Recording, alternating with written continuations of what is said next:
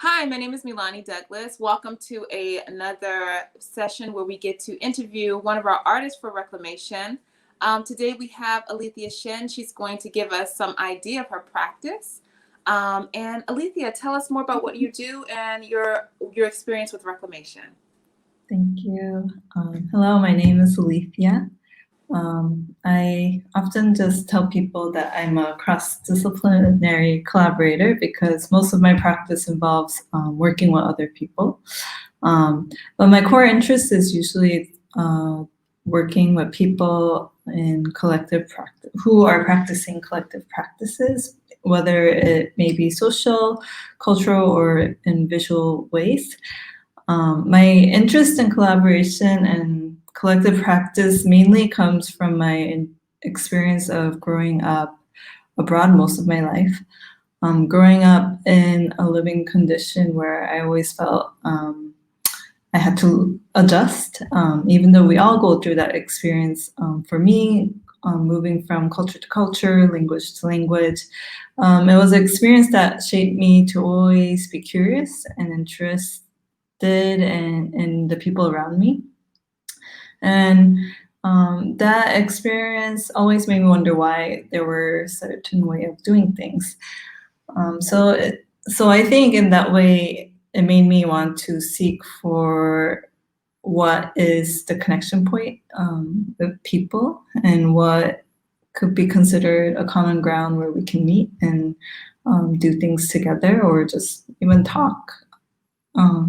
So those questions and wants and desires, I think, led me to be interested in doing art and also community-based practice, because that practice really made me just have deeper conversations with people, a deeper understanding of the environment that the other is in and I am in.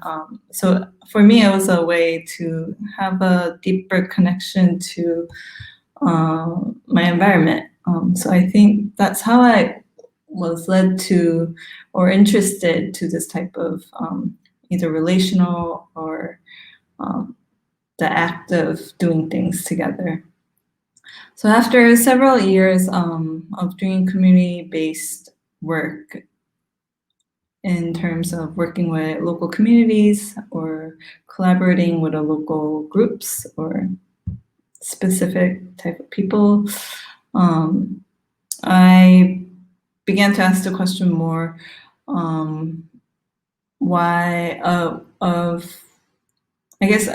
because I was always a visiting artist, I wanted to do something closer to home. So I began to think a lot about who is my community or who are the people I should be collaborating with, even though there's no clear, definite answer to that. I wanted to work with other artists who were also interested in community-based work, but also working within our own communities, so creative communities. So for me, I was able to meet some friends who I work as a artist collective with. The collective name is Rice Brewing Sisters Club. And together we explored together this idea of social fermentation, which in our practice, we experiment how we can work together as members, but also with our collaborators. So in our work, we try to practice working collectively and also talk about collectiveness through different mediums that can speak about those subjects. So in the Reclamation video, I wanted to introduce some food or practices that we do that helps us bring us together, things that we eat when we rest together or also de-stress together. So in terms of the food, you'll see us eating this red spicy looking food, and it's called tteokbokki. It's a very commonly found spicy dish in Korea. It's a street food, and it entails rice cakes, red pepper, fish cakes, and the ingredients is quite adaptable to any type of ingredients that surround you. So for me in this video, I used basil, which is commonly found where I live. But it's considered a soul food and often it's eaten with friends for social hangout. It's also eaten to de-stress. So, you eat something spicy to get rid of your stress. So that's also how it's consumed.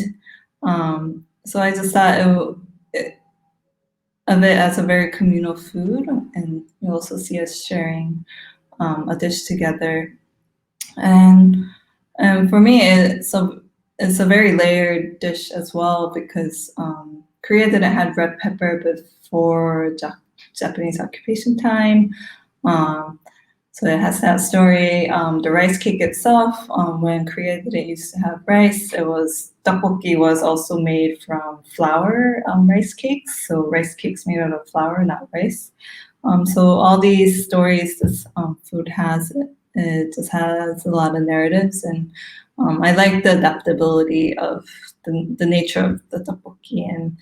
And some people who don't like spicy would also put cheese on it, or not even use pepper paste sometimes. So, but it's just considered a very fun dish and a very sociable dish in a way. So I wanted to share that with you. In terms of an action that is not related to food, what we do as a in my collective when we rest together is dyeing our fingers. You'll see it's a little orange today, but it's balsam. We use balsam flower. In Korea, we say 봉선화, and it's just kind of something. I think historically it was used for an alternative way to either dye your lips or lips, I think, normally. It was often also dyed your nails too, because people believed that the red ward off evil spirits. So there's a lot of stories into this, but we like to do it because first of all, it's natural, and second of all, you can grow the flower and grow the flower yourself and do it. And I think it's also just enjoying our time together of making the paste it doesn't really take a lot, the flour, leaf, and maybe salt sometimes to mash it all up, and you leave it on your finger, wait for about a few hours, and then just wash off. So it's a very simple thing.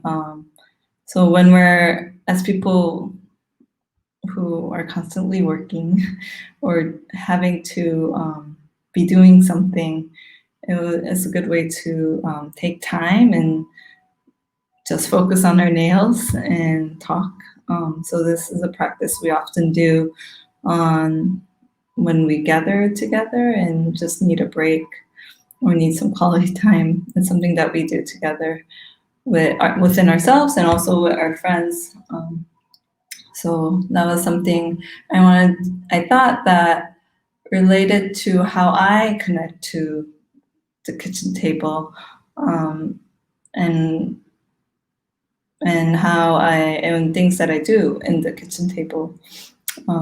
And yeah, and joining this project made me think a lot about how I relate to the kitchen table. And I haven't been a person who cooks a lot or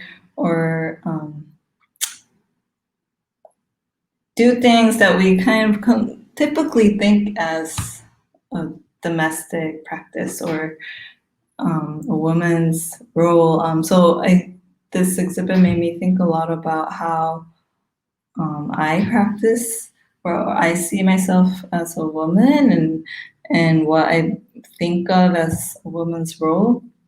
But beyond all that, I think I appreciated doing this project to think about the cultural acts that I do and what those actions meant to me and mean for the people that I share it with, and how naturally it's done among us as a way of healing and nurturing, and to just spend time together.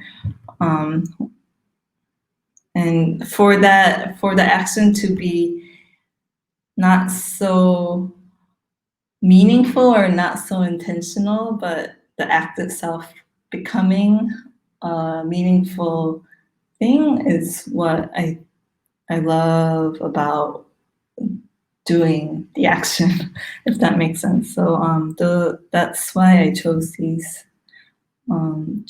share this with you.